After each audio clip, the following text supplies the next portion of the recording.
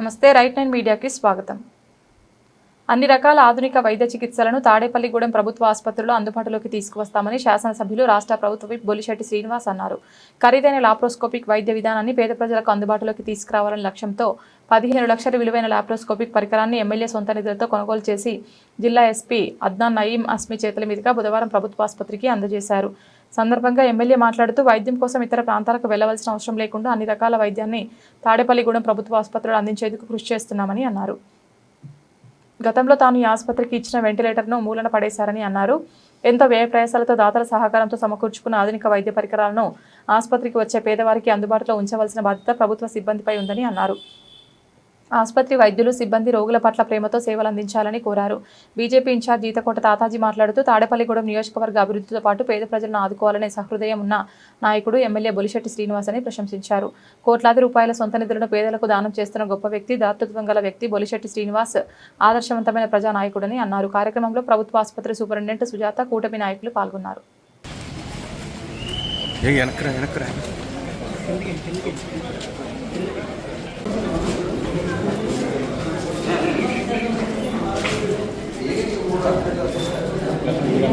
Okay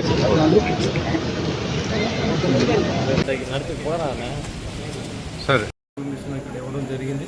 నాకు సహకరించినటువంటి కళ్యాణ్ చక్రవర్తి గారికి, హేమాలి గారు అందరూ కూడా నాకు సహకరించారు. వారికి తాడేపూడి పట్టణం తరఫున, కాన్స్టిట్యూన్సీ తరఫున నేను ధన్యవాదాలు తెలియజేస్తా ఉన్నాను. అంతేకాకుండా ఇక్కడ ఎవరైతే పేదలు లాప్రోస్కోపిక్ ఆపరేషన్ చేయించాలంటే కనీసం ₹1,00,000 తీసుకుంటారు ఎక్కడైనా అయితే, మరి అక్కడ ఫ్రీగా చేసే విధంగా ఇక్కడ ఏర్పాటు చేసాం మనం. దానికి అందరూ కూడా ఈ సేవలను అందిపుచ్చుకోవాల్సిందిగా నేను అందరినీ కోరుతా ఉన్నా. ఈ డాక్టర్స్ కూడా శ్రద్ధగా చేసి వాళ్ళందరినీ సేఫ్గా ఇంటికి పంపించే విధంగా, ఎవరి మీద చిరాకు పడకుండా అందరినీ ఆదరించి పేదలు ఎవరైతే ఉన్నారో వాళ్ళందరినీ కూడా మీరు సేవ చేయాలనే ఆలోచనతో ఈ కార్యక్రమాన్ని చేపట్టాం. దీన్ని సద్వినియోగం చేయాలి. అది ఎప్పుడు పనిచేయాలి. ఇదివరకు ఒకసారి వెంటిలేటర్ ఇస్తే అది పని చేయకుండా పక్కన పడేశారు.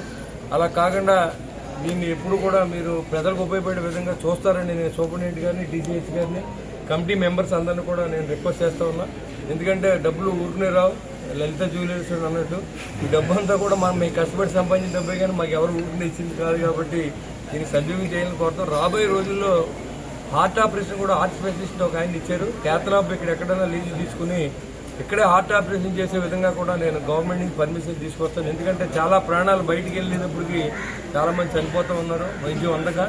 ఆ వైద్యం అందదో తాడేపూడి హాస్పిటల్ అనేది కాకుండా ఏ జబ్బుకైనా వైద్యం చేసే విధంగా ఇక్కడ ప్రయత్నం చేస్తాం.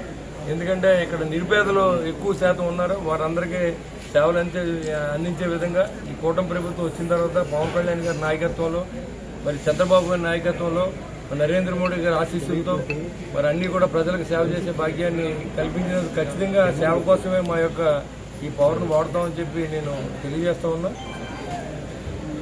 మరి ఈ కార్యక్రమానికి పెద్ద మనసు చేసుకుని మా ఎస్పీ గారిని రిక్వెస్ట్ చేశాం.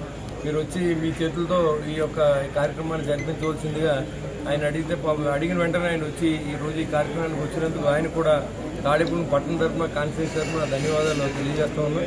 ఎందుకంటే ఒక అధికారి వచ్చినప్పుడు ఇక్కడున్న అధికారులంతా అప్రమత్తత అవుతారు. దాంతోపాటుగా లా అండ్ ఆర్డర్ని అందరూ బాగా ఎస్పీ గారి దృష్టికి ఉండాలని నేను కోరుకుంటాను. లా అండ్ ఆర్డర్ అనేది ఈ ఊర్లో ఎక్కడ కూడా ఒక గీత కూడా దాటకుండా చూసే బాధ్యత ఎస్పీ గారు ముందు నుంచి మంచి అధికారులు కూడా మనకి ఇచ్చారు. తప్పకుండా మా తాడేపూడిలో గంజాయి అనేది లేకుండా, రౌడీజం లేకుండా చూడవలసిందిగా నేను మిమ్మల్ని రిక్వెస్ట్ చేస్తాను. Thank you sir.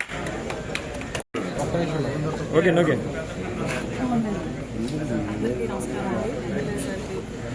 మాకు డొనేట్ చేసిన దాతలందరికీ, పెద్దవాళ్ళందరికీ నమస్కారం.